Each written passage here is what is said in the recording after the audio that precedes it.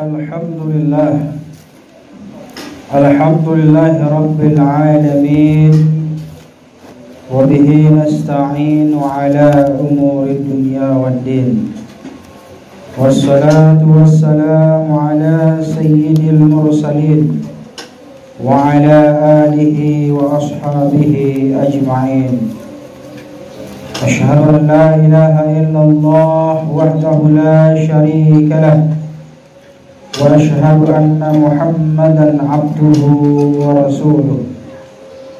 Allahumma shalli wa sallim wa barik ala nabiyyina Muhammad wa ala alihi wa ashabihi ajma'in, amma ba'd. Fa ibadallah, usini wa iyyakum bi taqwallah wa ta'atihi la'allakum turhamun. Wa qala Allah ta'ala fil Qur'anil Karim, a'udzu billahi minasy syaithanir rajim. Qul inna salati wa nusuki wa mahyaya wa mamati lillahi rabbil alamin. Shadaqallahul azim. Hadirin, saudara-saudara kaum muslimin jemaah Jumat rahimakumullah. Pertama dan utama sekali, marilah kita panjatkan puji dan syukur kepada Allah Subhanahu wa taala. Alhamdulillahirabbil alamin. Segala puji dan syukur kita hanya kepada Allah Subhanahu wa taala. Kita bersyukur pada hari ini masih diberikan kesehatan dan kesempatan oleh Allah, sehingga kita bisa hadir di ruangan Masjid Al-Barakah ini dalam rangka melaksanakan fardu sholat Jumat secara berjamaah. Mudah-mudahan segala ibadah yang kita lakukan diterima di sisi Allah Subhanahu wa taala. Salam dan salam tak lupa-lupanya kita ucapkan Allahumma shalli wa sallim ala sayyidina Muhammad wa ala ali sayyidina Muhammad. Mudah-mudahan kita semuanya mendapatkan syafaat pertolongan baginda Rasulullah sallallahu alaihi wasallam, mulai dari dunia ini sampai kelak di akhirat di hadapan Allah Subhanahu wa taala. Hadirin kaum muslimin, saudara-saudara jamaah Jumat rahimakumullah. Khatib pada hari ini kembali mengajak kepada kita semuanya, marilah bersama-sama kita tingkatkan iman dan takwa kita kepada Allah Subhanahu wa taala dengan sebenar-benarnya. Dan ingatlah kata Allah, sesungguhnya bekal yang terbaik adalah ketakwaan kepadanya. Wa tazawwadu fa inna khairaz zadi taqwa, dan berbekallah kalian kata Allah, karena sesungguhnya bekal yang terbaik adalah ketakwaan. Mudah-mudahan dengan hadirnya kita di ruangan masjid ini menambah iman dan takwa kita dan keberkahan dalam kehidupan kita. Amin ya rabbal alamin. Hadirin kaum muslimin, momentum pada bulan Agustus pada tahun 2022, khatib ingin menyampaikan sebuah khutbah tentang bagaimana kita menjadi manusia-manusia yang merdeka. Hadirin kaum muslimin yang berbahagia, bersamaan dengan datangnya pada tanggal 17 Agustus yang insya Allah minggu depan pada tahun 2022, tentunya ini menandakan bahwasanya umur bangsa kita sudah menunjukkan pada tahun 77. Dan ini menunjukkan bahwa bangsa kita Indonesia yang kita cintai ini adalah bangsa yang sudah dewasa. Beriringnya waktu, beriringnya tahun, bergantinya tahun, semuanya itu adalah pelajaran yang amat berharga bagi kita. Dan kita tentu harus bersyukur dengan kemerdekaan yang kita raih, dengan perjuangan-perjuangan para pahlawan-pahlawan kita. Dengan rasa syukur itulah kita membuktikan bahwa kita termasuk di antara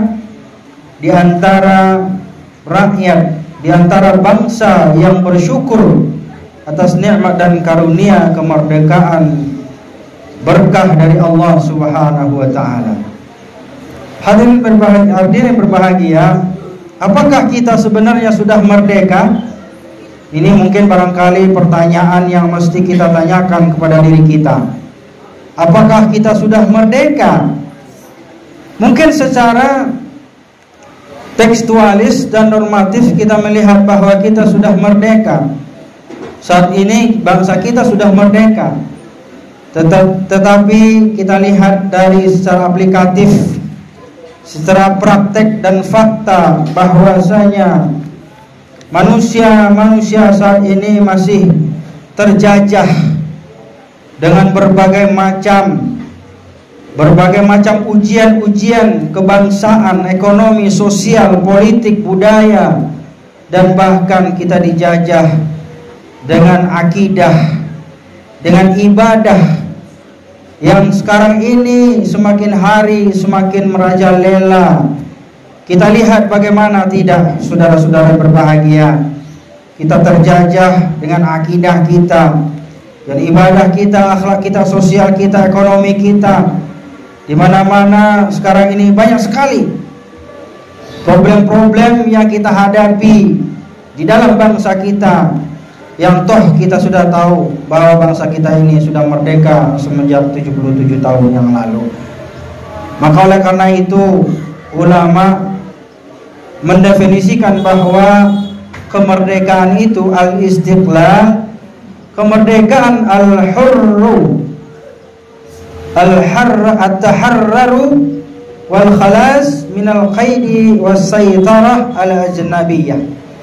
Kemerdekaan itu diartikan adalah sebagai bukti kelepasan kita, lepas dan kita terbebas dari cengkraman, segala bentuk cengkraman ketergantungan kita kepada orang lain.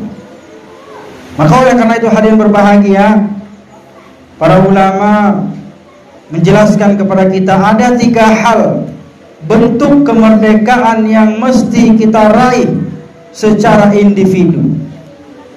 Momentum kemerdekaan Republik Indonesia pada tahun 2022 ini, Agustus 2022 ini, kita harus memperlihatkan bahwa kita adalah seorang muslim, seorang yang beriman kepada Allah Subhanahu wa taala, yang tidak memiliki ketergantungan kepada makhluk, tidak memiliki ketergantungan kepada makhluk yang diciptakan Allah Subhanahu wa taala.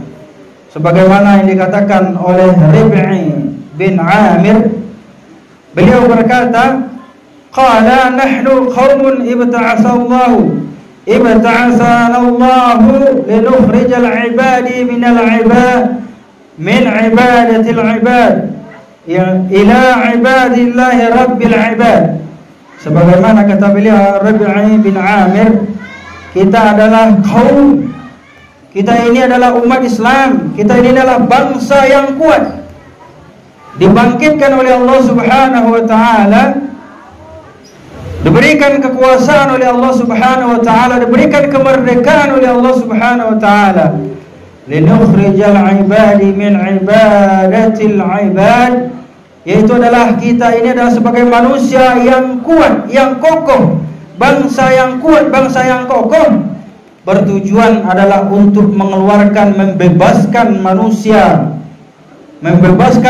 daripada menyembah manusia kepada ila ibadillahi rabbil ibad, membebaskan manusia dari menyembah manusia kepada menyembah Allah Subhanahu wa taala sebagai Tuhan yang berhak untuk kita sembah.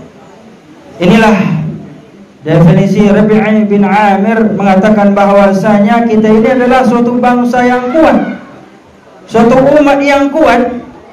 Tentunya dibuktikan dengan persatuan dan kesatuan antara kita di antara satu dan yang lainnya seperti satu bangunan yang kokoh, menguatkan satu dengan yang lainnya, sehingga kita berusaha dan berupaya membebaskan manusia-manusia dari cengkraman-cengkraman, dari menghambakan diri kepada manusia, menghambakan diri kepada makhluk, menghambakan diri kepada selain Allah Subhanahu wa taala, menuju menghambakan diri kepada Allah Subhanahu wa taala sebagai Tuhan yang berhak kita sembah. Hadirin kaum muslimin, saudara-saudara jamaah Jumat rahimakumullah. Maka yang pertama, manusia yang terbebas, manusia yang merdeka adalah manusia yang tidak terjajah oleh bangsa lain, oleh orang lain. Manusia-manusia merdeka adalah manusia yang tidak diperbudak oleh orang lain, manusia yang tidak diperbudak oleh pimpinan, manusia yang tidak diperbudak oleh atasan-atasannya, manusia-manusia yang terbebas dari perintah-perintah sehingga mengakibatkan kemaksiatan kepada Allah Subhanahu wa taala. Manusia-manusia yang terbebas daripada perintah-perintah, melakukan perbuatan-perbuatan yang zalim, perbuatan-perbuatan yang maksiat, perbuatan-perbuatan yang mungkar yang ada di atas bumi Allah Subhanahu wa taala ini. Maka oleh karena itu hadirin berbahagia, kita dianjurkan dan diperintahkan jangan sekali-kali kita mentaati manusia yang memerintahkan kita kepada maksiat kepada Allah Subhanahu wa taala. La ta'ata li makhluqin li ma'siyatil khaliq. Jangan sekali-kali kalian mentaati makhluk, mentaati manusia, mentaati makhluk Allah Subhanahu wa taala yang ada di muka bumi Allah Subhanahu wa taala ini, li ma'siyatil khaliq, bertujuan untuk maksiat kepada Allah Subhanahu wa taala.